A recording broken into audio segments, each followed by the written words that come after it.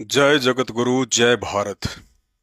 परमपिता परमात्मा, सारी सृष्टि के रचनहार, कुल मालिक, असंख्य ब्रह्मांडों के स्वामी, जगत गुरु, तीनों लोकों में प्रवेश करके सबका भरण पोषण करने वाले, राजाधिराज, आत्माधार, नाथों के नाथ, देवों के देव महादेव, सर्वेश्वर महेश्वर, मृत्युंजय, अजरो अमर, आदि अनादि सनातनी प्रभु, जगत पिता जगदीश्वर, श्री श्री 1008 की उपाधि के वास्तविक अधिकारी, अकाल मूरत सौद स्वरूपी राम, वासुदेव, सर्वगतम ब्रह्म, परम पूज्य, प्रथम पूज्य, परम संत, परम पुरुष, परम धनी, परम दयालु, सत्य कबीर, हक्का कबीर, अल्लाहु कबीर, अल्लाहु अकबर, बाखबर, अल्लाह ताला, जगत के तारणहार, जगत के मुक्तिदाता, जगत के जगन्नाथ, हारे के सहारे, हिंदुओं के राम, मुसलमानों के अल्लाह, सिखों के वाहिगुरु, ईसाइयों के मसीह,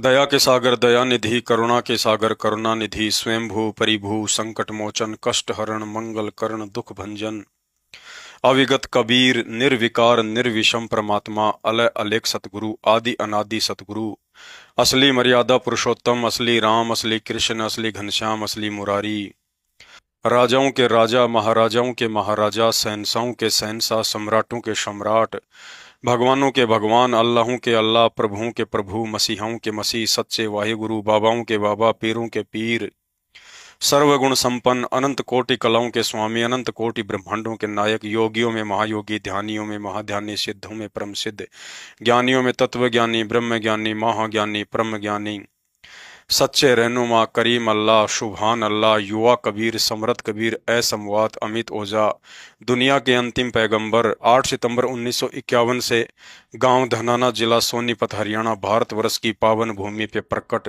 ब्रह्मा विष्णु महेश के दादाजी कबीर परमेश्वर सतगुरु रामपाल जी भगवान के चरण कमल में देश विदेश से साथ संगति से जुड़े हुए सभी भाई बहनों का अनंत कोटि दंडवत प्रणाम। सत्साई भाई और बहनों, शंका समाधान के एपिसोड नंबर 16 में आप सभी का स्वागत है। तो चलिए शुरू करते हैं शंका समाधान। शंका: यदि कोई भगत सेल्स एंड मार्केटिंग या अन्य कोई ऐसी नौकरी करता है जिसमें झूठ बोलना पड़ता है तो क्या करें?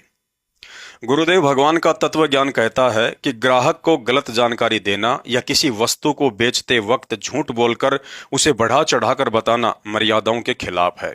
गुरुदेव कहते हैं, कबीरा आप ठगाइए और न ठगिए कोई, आप ठगाए सुख होत है और ठगे दुख होय।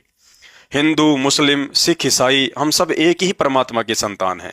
काल ने हमें अलग अलग जाति, धर्म व देश में बांटकर एक दूसरे से अनजान बना रखा है।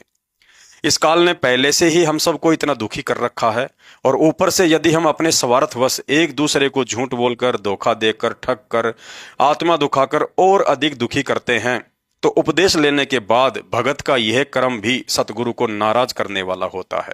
अतः जो भी काम करें ईमानदारी और सच्ची नीयत के साथ करें। गुरुदेव भगवान की नजर पल पल भगत के ऊपर बनी ही रहती है। वे हमारे हर कर्म से भली भांति परिचित होते हैं।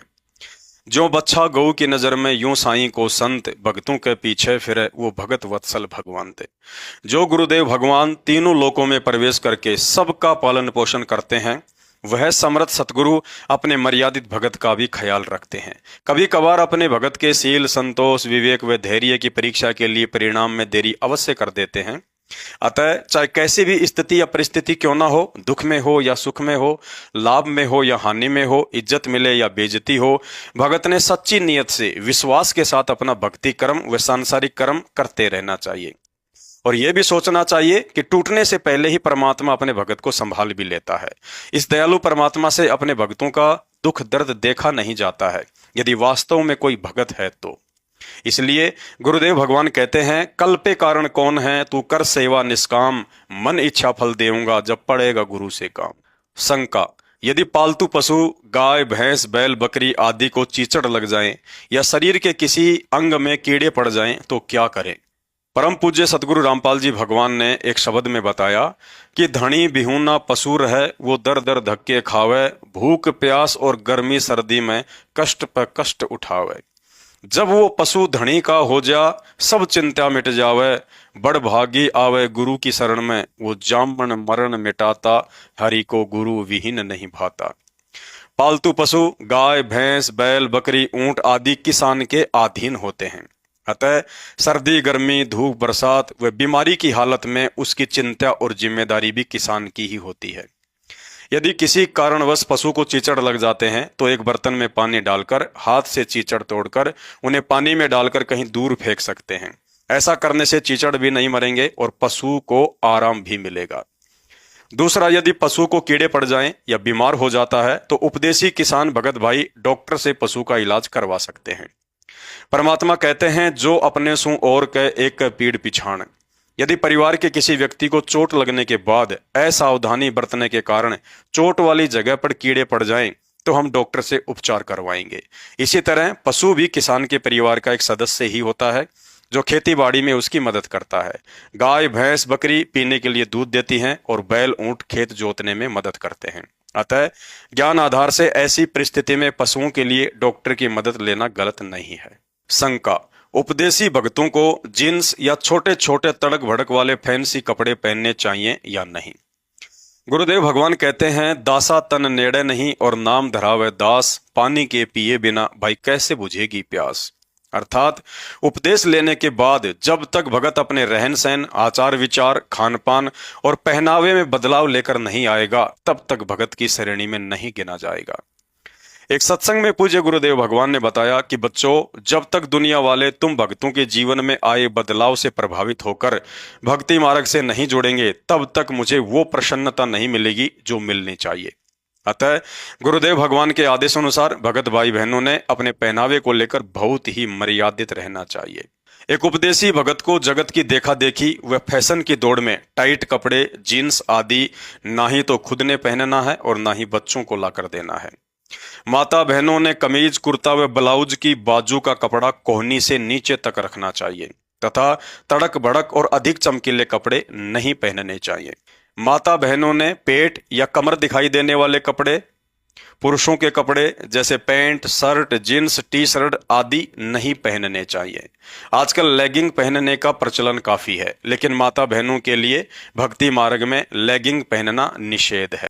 यदि उपदेशी माता बहनों की नासमझी के कारण छोटे छोटे टाइट व अभद्र कपड़े पहनने के चलते यदि किसी के मन में दोष या विकार उत्पन्न होता है तो उसमें वह माता बहन भी उतनी ही दोषी मानी जाती है और अंतर्यामी गुरुदेव भगवान भी नाराज होते हैं। घर पर रहें या सत्संग में जाएं, माता बहनों ने ढीले ढाले सभ्य कपड़े पहनकर ही जाना है और बच्चों को भी सभ्य कपड़े पहनाकर ही जाएं। यदि सत्संगी भाई बहन भी दुनिया की देखा देखी में ज्ञान से हटकर चलेंगे तो समाज सुधार की उम्मीद कैसे की जा सकती है। ठीक इसी तरह भगत भाइयों ने भी सत्संग, समागम या रिश्तेदारी आदि जगह आते जाते समय tight jeans, tight T shirt व अन्य असभ्य कपड़े पहनने से बचना चाहिए। शंका, घर में अगर चींटी या कॉकरोच हो जाए तो लक्ष्मण रेखा या अन्य कोई कीड़े मकोड़े मारने का स्प्रे या हिट का प्रयोग कर सकते हैं या नहीं? गुरुदेव भगवान कहते हैं, दर्द बंद दरवेश है बेदर्द कसाई। अर्थात जिसके दिल में दया भाव नहीं ऐसा व्यक्ति भगत होकर भी कसाई के समान है। अतः घर में कॉकरोच या कहीं से चींटियां आ जाती हैं तो उन्हें किसी भी तरीके से मारना उचित नहीं है। उन्हें वहां से नुकसान पहुंचाए बिना दूर भगाने का कोई अन्य सरल तरीका हो तो जरूर अपनाना चाहिए। ज्यादातर घर में कॉकरोच व चींटियां मीठी वस्तुओं के बर्तन को खुला छोड़ने या गंदगी से आती हैं। अतः ऐसी स्थिति में हमें भी साफ सफाई और सावधानी बरतनी चाहिए। यूट्यूब पर रसोई से चींटी व कॉकरोच आदि को नुकसान पहुंचाए बिना भगाने का कोई तरीका मिल जाए तो उसे भी अपना लेना चाहिए। यदि फिर भी चींटियों का आना कम नहीं हो रहा है तो गुरुदेव भगवान से प्रार्थना करते हुए ज्योति हवन यज्ञ का संकल्प कर सकते हैं, लेकिन जीव हत्या बिल्कुल नहीं करना है। शंका, घर में पोंछा लगाते हैं, बाथरूम में फिनाइल, तेजाब या हाइपर आदि डालते हैं, उसमें भी तो जीव मरते हैं, क्या भक्ति मार्ग में यह उचित है? गुरुदेव भगवान ने बताया कि 70 ब्राह्मण की है हत्या, जो चौका तुम देवो नित्या। अर्थात घर में फर्श पर माता बहनें जो चौका या पोछा मारती है उसमें भी जीव हत्या होती है और यहाँ का विधान है कि जैसा कर्म जीव करता है उसका फल अवश्य भोगना पड़ता है। अतः जीव हत्या तो पोछा लगाने से भी होती है, लेकिन गुरुदेव भगवान ने बताया कि कुछ जरूरी कर्म करने भी आवश्यक होते हैं, लेकिन उस कर्म को काटने के लिए आपको जो भक्ति मंत्र मिला है उसे मर्यादा में रहकर जाप करते रहने से परमात्मा उस कर्म के दोष को काट देते हैं। ठीक इसी तरह बाथरूम में साफ सफाई के लिए फिनाइल, हाइपर या तेजाब आदि डालना भी जरूरी है, अन्यथा हानिकारक बैक्टीरिया हमें बीमार बना देंगे तो भक्ति में बाधा बनेगी। लेकिन मर्यादा में रहकर सतनाम रूपी साबुन का प्रयोग करते रहने से हमारे कर्म रूपी कपड़ों को परमात्मा साफ करते रहते हैं। शंका, उपदेशी भाई बहन सिर में मेहंदी, कलर या डाई करवा सकते हैं या नहीं? गुरुदेव भगवान कहते हैं, गुरु वचन निश्चय कर माने, पूरे गुरु की सेवा ठाने, जिन बातों से गुरु दुख पावे उन बातों को दूर बहावे। बालों में मेहंदी लगाने के पीछे दो कारण हो सकते हैं। यदि उपदेशी भगत को सिर से संबंधित कोई बीमारी या गर्मी से सिर में परेशानी होती है तो डॉक्टर की सलाह पर मात्र उपचार की दृष्टि से बालों में या शरीर के किसी भी हिस्से पर मेहंदी लगा सकते हैं। यदि उपदेशी भगत भाई बहन अपने सफेद बालों को छिपाने के लिए या सुंदर दिखने की चाहत में बालों में मेहंदी, कलर या डाई करवाते हैं तो यह कर्म गुरुजी के नियम को तोड़कर विष खाने के समान है, और विष कोई मंदबुद्धि भगत ही खा सकता है, समझदार नहीं। अतः सुंदर दिखने या अपनी उम्र छुपाने के मकसद से बालों में कलर, डाई या मेहंदी लगाते हैं तो यह काल प्रेरणा से मान बढ़ाई का प्रतीक है। और गुरुदेव भगवान कहते हैं, मान बढ़ाई से हैं दूर, आजिज के हरि सदा हजूर, आधिनी के पास है पूर्ण ब्रह्म दयाल, मान बढ़ाई मारियो बेअदबी सिरकाल। मान बढ़ाई का और गुरुदेव भगवान का तो खड़ा एक्सीडेंट है। अतः माता बहनों व भगत भाइयों से प्रार्थना है, यह मिट्टी का शरीर है, इसकी उपयोगिता परमात्मा की भक्ति करके आत्म कल्याण करवाने में है, ना कि व्यर्थ का दिखावा करने में। शंका, मैं उपदेशी हूँ, मेरी बाल काटने की दुकान है, लोग बालों में कलर व डाई करवाने आते हैं, मुझे क्या करना चाहिए? गुरुदेव भगवान कहते हैं, उपदेश लेने के बाद गुरु आदेश की अवहेलना करना और भक्ति विरुद्ध कार्यों में सहयोग करना दोनों ही भगत को दोषी बनाते हैं। अतः गुरुदेव का आदेश है कि भगत भाई बहनों ने बालों में कलर, डाई या मेहंदी नहीं लगानी है। अब ये कॉमन सेंस की बात है, यदि लगानी नहीं है तो लगाने में किसी का सहयोग भी नहीं करना है।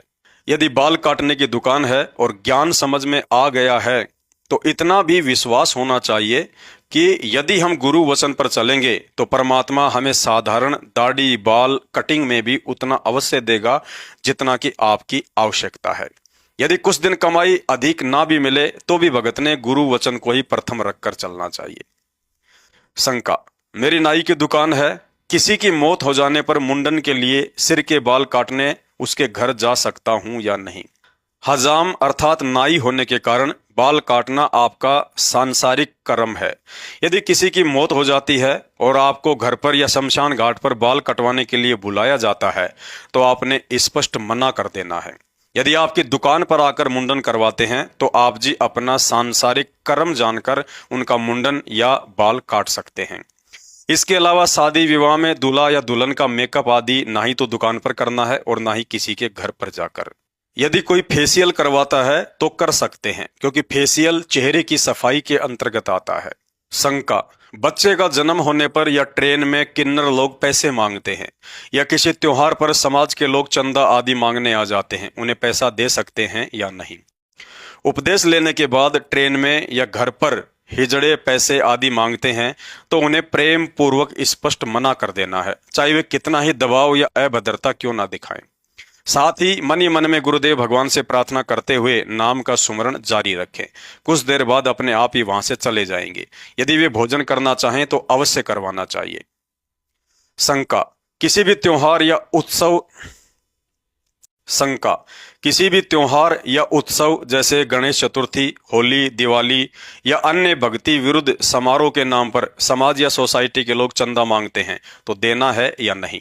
यदि घर या दुकान पर कोई होली, दिवाली, गणपति विसर्जन या गौशाला आदि के लिए चंदा या पैसा मांगने या रसीद काटते हैं तो उन्हें अपनी भक्ति व मर्यादाओं के विषय में समझाते हुए प्रेम पूर्वक मना कर देना है। ऐसी स्थिति में आपको उन काल प्रेरित व्यक्तियों द्वारा अपमान भी सहन करना पड़ सकता है, लेकिन हर हाल में हाथ जोड़ते हुए अपनी मर्यादाओं को बनाए रखना है। 2022 में गणपति विसर्जन के समय गुजरात में एक भगत भाई की दुकान पर आसपास के कुछ लोग चंदा मांगने के लिए आए, लेकिन भगत जी ने आधीनी और प्रेम पूर्वक उन्हें मना कर दिया। अंत में चंदा मांगने वालों ने कहा कि मात्र 10 रुपए ही दे दीजिए, हमारी भी इज्जत रह जाएगी। लेकिन भगत भाई ने 10 पैसे देने से भी मना कर दिया तो चंदा मांगने वालों ने भगत भाई के शर्ट का कॉलर पकड़ लिया और मारने पर उतारू हो गए। फिर भी भगत भाई ने चंदा देना स्वीकार नहीं किया। अंत में उन लोगों ने दुकान मालिक पर दबाव बनाकर भगत भाई की दुकान खाली करवा दी। भगत भाई ने अपनी दुकान कहीं और किराए पर लेकर काम शुरू कर दिया। गुरुदेव भगवान कहते हैं, सिर साटे की भक्ति है और कछु नहीं बात, सिर के साटे पाइये अवगत अलख अनाथ। अर्थात उस भगत भाई ने अपना वर्षों से जमा जमाया बाल काटने के धंधे को एक पल में 10 रुपए के लिए ठोकर मार दी। ऐसी भगत आत्माओं के लिए ही परमात्मा कहते हैं, कामी क्रोधी लालची इनसे भक्ति न हो, भक्ति करे कोई सूरमा जाति वर्ण कुल खोई। ऐसी आत्माओं के लिए फिर परमात्मा भी कमी नहीं छोड़ता है। आज उस भाई का धंधा पहले से भी बहुत अच्छा चल रहा है और खुद का मकान भी खरीद लिया है। कहने का मतलब है, ज्ञान देकर गुरु अपने शिष्य की परीक्षा भी लेता है। उस दिन उस भगत भाई की परीक्षा थी। यदि फेल हो जाता तो ना घर का रहता और ना ही घाट का, लेकिन संघर्ष किया तो सतगुरु की दया का पात्र बना। और ऐसी आत्माओं के लिए ही गुरुदेव भगवान ने कहा है, कल पे कारण कौन है, तू कर सेवा निष्काम, मन इच्छा फल देवेगा जब पड़ेगा गुरु से काम। ऐसी पतिव्रता आत्माओं पर जब कभी कर्म की आंच आती है तो परमात्मा उनकी बलाएं अपने सिर ले लेता है और भगत को महसूस भी नहीं होता है कि कुछ हुआ भी था। शंका, क्या उपदेश लेने के बाद सामाजिक कार्यों के लिए चंदा दे सकते हैं? गुरुदेव भगवान ने बताया कि उन सामाजिक कार्यों में अपने हिस्से का पैसा देकर सहयोग कर सकते हैं जिनका उपयोग आप भी करते हो, जैसे गांव में पशुओं को पानी पिलाने के लिए जोहड़ या तालाब खुदवाना, पीने के लिए पानी की टंकी या कुआं या ट्यूबवेल लगवाना, गांव या कॉलोनी में रास्ता बनवाना, गांव में कोई धर्मशाला या प्याऊ आदि बनवाना। ध्यान रहे, भगत ने चाहे गांव हो या शहर, उन्हीं सामाजिक कार्यों में सहयोग करना है जिन सामाजिक कार्यों का वो खुद भी प्रयोग करता हो, अन्यथा सहयोग नहीं करना है। तो शंका समाधान में आज केवल इतना ही।